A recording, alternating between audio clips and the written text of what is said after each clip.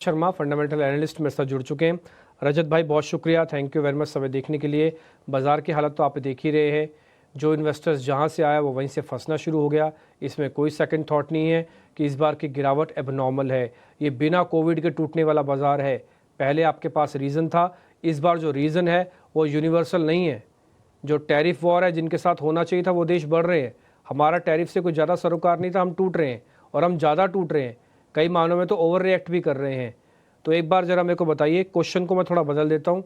पहले लोग पूछते थे कि सर कब बाज़ार चलेगा, अब लोग पूछते हैं सर कहाँ पे बाज़ार रुकेगा। मेरा भी यही क्वेश्चन है, कहाँ पे बाज़ार रुकेगा। बिल्कुल। आई थिंक आपने अभी जो तीन चार फैक्टर्स बताए, जो तीन चार चीजें बोली, उसमें सबसे बड़ा फैक्टर जो आपने वर्ड यूज किया सेंटिमेंट, वही है। क्योंकि अगर आप देखें हमारे बाजार अभी, अगर आप वैल्यूएशन के लिहाज से देखें तो अब बाकी बाजारों से काफी सस्ते हैं। आपको ये भी याद रखना पड़ेगा, हमारे बाजार बाकी बाजारों के मुकाबले काफी ज्यादा चले थे 2023 और 2024 के शुरू तक। अगर मैं आपको with the example of valuations अगर आपको समझाने की कोशिश करूं, तो अगर वैल्यूएशन यहाँ है तो एक टाइम था हम इसके बहुत ऊपर चले गए थे, लेकिन ऊपर जाते जा रहे थे बिकॉज सेंटिमेंट बहुत पॉजिटिव था। अब अगर वैल्यूएशन यहाँ है तो हम फेयर वैल्यू के तो नीचे हैं, लेकिन सेंटिमेंट इतना नेगेटिव है। और वो नेगेटिव इतना सेंटिमेंट पैनिक में तभी होता है जब बाजार बहुत तेज गिरे। आपने देखा ये करेक्शन 5 महीने से चल रही थी, तब तक किसी में इतना फियर नहीं था। ये जो पिछले 2-3 हफ्ते में, खासकर आज जो करेक्शन हुई है, इससे पैनिक ज्यादा आ रहा है। और fundamentally I have no doubt, अब हमारा निफ्टी का प्राइस अर्निंग मल्टीपल 20 के नीचे है, और 18-19 पे S&P 500 ट्रेड किया करता था, जो 30 पे ट्रेड कर रहा है। और हमारा इंडेक्स जो 25-26 पे ट्रेड कर रहा था वो अब 19 पे ट्रेड कर रहा है। तो बहुत क्लियर डिफरेंशियल है। होना चाहिए उल्टा। आई थिंक यूएस में अर्निंग साइकिल पीक आउट हो जाएगी और इंडिया में रिवाइव करनी शुरू करेगी, लेकिन इसके लिए एक ट्रिगर चाहिए जिससे सेंटिमेंट थोड़ा सा बदले। और जब तक ये सेंटिमेंट नहीं बदलेगा, लोगों को समझ नहीं आएगा कि कितने कितने सस्ते मिल रहे हैं आपको शेयर्स, जो बहुत यहां से महंगे ट्रेड करने चाहिए। सारे सेक्टर्स में तो नहीं, बट काफी हद तक कंजम्पशन में, एफएमसीजी में, लार्ज प्राइवेट बैंकिंग में, यहां तक कि फार्मा में, जहां हमने अभी एक स्टॉक ऐड भी किया है। अब ये कब तक सेंटिमेंट नेगेटिव रहेगा डिपेंड्स ऑन, आई थिंक, मेरा जहां जहां तक मानना है, ये जो 5-6 बड़े फैक्टर्स देख लो, वो सारे कहीं ना कहीं ये जो टैरिफ वॉर्स चल रही है इससे रिलेटेड है। चाहे वो चाइना में जो उठापटक हो रही हो, और जो इंडियन कंपनियों की रेवेन्यू कम होने की बात करी हो। सो 1 अप्रैल तक इंडियन गवर्नमेंट को along with their US counter parts कोई ना कोई कंसेंसस तो बनाना ही है कि क्या टैरिफ रहेगा किस प्रोडक्ट पे। एंड एक 1 अप्रैल उन्होंने टाइमलाइन रखी है, तो वन वे और दी अदर ये 1 अप्रैल तक सॉर्ट आउट हो जाना चाहिए, मेरा ये मानना है। और होने के बाद यहां से काफी अच्छी एक रिकवरी आनी चाहिए, ये भी मेरा मानना है। बिकॉज वही जो मैंने आपको समझाया, वैल्यूएशन अभी जो फेयर वैल्यू है उसके नीचे चल रहे हैं काफी सेगमेंट्स में। सो पैनिक ना करें और अपनी पोजीशन, हाँ, अगर आपने अभी भी mid cap small cap heavy portfolio बनाया, जो मैं बहुत टाइम से बोल रहा हूं, उससे निकल के आपको बैटर्ड लार्ज कैप सेक्टर्स की तरफ जाना चाहिए, उन स्टॉक्स की तरफ जाना चाहिए जो अभी बहुत अच्छे वैल्यूएशन पे हैं। वो चेंज आपको अभी भी करना चाहिए। वहां पे आई थिंक थोड़ा चर्निंग होगी। और वो जैसा मैंने पहले आपको बताया था, अगर मैं 1 मिनट और लूं ये समझाने के लिए, पिछले 5-6 महीने की बड़ी स्टोरी ये है, जो पैसा लग रहा है मार्केट में वो म्यूचुअल फंड रूट के थ्रू लग रहा था। और ज्यादा लोगों ने अपनी एसआईपी जो इक्विटीज में शुरू की, स्मॉल कैप्स और मिड कैप्स, वहीं करते हैं रिटेल शुरू, और वहीं पे इतना बड़ा पैसा आता जा रहा था। और जो एफआईएस का पैसा निकल रहा था, क्योंकि एफआईएस का बड़ा पैसा होता है, वो जनरली इंडेक्सेस खरीदते हैं, ईटीएफ खरीदते हैं, तो Nifty 50, bank Nifty, front line indexes उसमें से निकल रहा था। इसीलिए लार्ज कैप स्पेस से पैसा काफी निकला है, और मिड एंड स्मॉल कैप में रेगुलरली आता जा रहा है। तो अभी भी अगर आप म्यूचुअल फंड पोर्टफोलियोज देखें, तो वो अपने पीक पे जितना ले सकते हैं, जितना उन्हें अलाउड होता है लार्ज कैप खरीदना, अप टू 35%, वो खरीद चुके हैं। उसके बाद भी उनकी मजबूरी है कि उनको मिड और स्मॉल कैप खरीदना पड़ रहा है। सो आई थिंक वो एक चेंज जरूर करना चाहिए। अदरवाइज मार्केट सर मुझे बहुत अट्रैक्टिव लग रही है, मुझे कोई पैनिक नहीं है। और मैं आपको कन्विंसिंगली बता सकता हूँ, मेरे क्लाइंट्स को भी इसका अभी कोई पैनिक नहीं है जहां मार्केट है। We are investing aggressively now. क्या रजत सर की पैनिक नहीं, आप ये भी कह रहे हैं कि पैनिक नहीं आपके क्लाइंट्स को, ये बात भी ठीक है कि मार्केट काफ़ी वैल्यूएशन एट्रैक्टिव है, लेकिन ये अमूमन पुरानी धारणा है जो सभी लोगों के बीच में है कि जब बाज़ार बहुत अच्छा होता है तब पैसे नहीं होते, और जब बाज़ार में पैसे होते हैं तब बाज़ार बहुत अच्छा नहीं होता।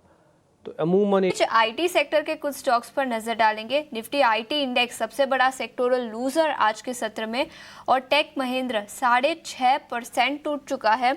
परसिस्टेंट सिस्टम्स, विप्रो, एम्फोसिस सभी स्टॉक्स में 5.5 से 6.5% की गिरावट आज दिखी है। रजत, आपसे पूछना चाहूंगी, भारी गिरावट के बाद कौन सा वो सेक्टर होगा जहां पर आपको लगता है कि अब फ्रेश पोजीशंस लिए जा सकते हैं और वैल्यूएशंस थोड़े से कंफर्ट जोन में अब आ चुके हैं? आई थिंक मैंने पहले भी बोला, वही सेक्टर्स जो अभी की गिरावट से पहले बहुत अच्छे वैल्यूएशन पे थे, उनमें थोड़ी बहुत बिकवाली और आई है। I think large private banking, consumption, with in consumption, I think FMCG के स्टॉक्स बहुत अच्छे वैल्यूएशंस पे हैं। और आज की गिरावट के बाद दो स्टॉक्स ऐसे हैं, इन्फोसिस और एम्फोसिस, जिसपे मेरा बाय कॉल है, large cap large IT space में से। ये दो स्टॉक्स भी अच्छे हैं जो खरीदे जा सकते हैं। एक स्टॉक जो हमने अभी ऐड किया है वो फार्मा सेक्टर से, जिसके अभी अभी रिजल्ट्स आए, सनोफी इंडिया। बहुत अच्छे रिजल्ट्स आए कंपनी के, बड़े रीजनेबल वैल्यूएशंस पे ट्रेड कर रहा है। और कार्डियोवास्कुलर, सेंट्रल नर्वस में उनका जो बिजनेस था वो वाया पार्टनरशिप उसको एक्सपैंड कर रहे हैं। 3.5% के करीब कंपनी का डिविडेंड यील्ड है। ये स्टॉक पिछले 4-5 साल से नहीं चला, आज ये थोड़ा अच्छा कर रहा है, बट वो रिजल्ट्स की वजह से थोड़ा आज पॉजिटिव है इन दिस मार्केट ऑल्सो। ये स्टॉक हम अभी ऐड कर रहे हैं अपने पोर्टफोलियो में। तो मेरा थीसिस वही है, large to mega large companies, MNCs, well established companies जो अभी बहुत अच्छे वैल्यूएशंस पे ट्रेड कर रहे हैं। और दो सेक्टर्स जो ओवरऑल अपने हिस्टोरिक वैल्यूएशन से नीचे ट्रेड कर रहे हैं, one is of course consumption, जिसने कुछ भी नहीं किया, और एफएमसीजी उसके अंदर, और दूसरा बैंकिंग, और with in that private banking, HDFC and Kotak bank being my favourites.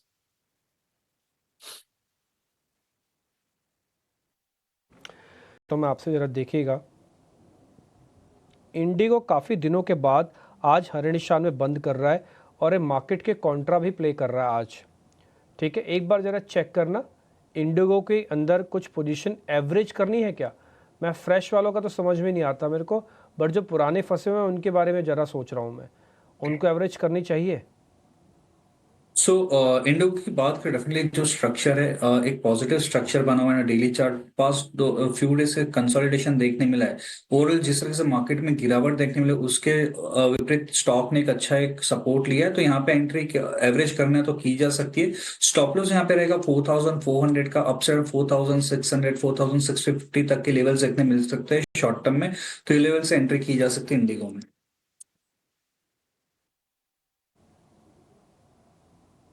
ठीक है, पॉइंट टेकन। और दूसरा एक शेयर मेरे को और पता करना है, वो मैं जरा अमोल सर से पता करता हूँ। अमोल जी ज़रा आप चेक कीजिएगा। हाँ, वो शेयर है श्रीराम फाइनेंस, आज भी अच्छी क्लोजिंग कर रहा है, कल भी अच्छी क्लोजिंग की है। तो ये कितना और कैरी कर सकता है, यानी कि कितना और चल सकता है, एक बार ज़रा चेक करेंगे इससे, श्रीराम फाइनेंस। अगर हम देखते हैं तो फाइनेंशियल स्टॉक इतने कंट्रीब्यूट नहीं हो रहे ये करेक्शन में। बजाज फाइनेंस भी अगर हम देखते हैं तो आउट परफॉर्म कर रहा है। श्रीराम फाइनेंस का भी अगर सेटअप देखते हैं तो हायर बॉटम फॉर्मेशन है। मुझे लगता है ये पॉजिटिव मोमेंटम कंटिन्यू रहेगा।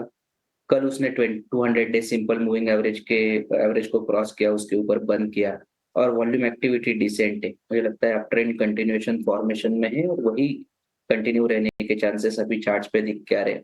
ट्रेंड फॉलोइंग ट्रेडर्स के लिए मुझे लगता है 600 का लेवल इंपॉर्टेंट रहेगा। जब तक उसके ऊपर रहता है, ये जो बुलिश सेटअप बना हुआ है वो कहीं ना कहीं कंटिन्यू होता हुआ दिख रहा है। ऑन द हायर साइड अगर रेजिस्टेंस कुछ है तो 630 और 638, ये दो इंपॉर्टेंट रेजिस्टेंस लेवल स्टॉक के लिए रहेंगे।